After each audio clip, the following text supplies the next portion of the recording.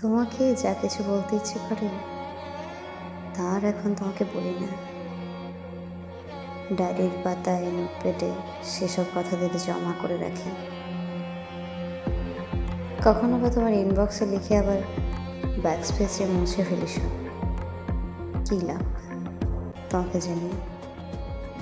তুমি বুঝবে সেসব শব্দের পেছনে লুকাই তো আর্তনাদ। রাত জাগার গল্প, তুমি বিষণ্ণতার গান।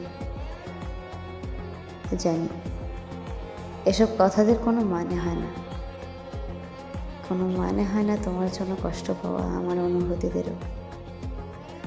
সেটা আমি বুঝি, টের পাই।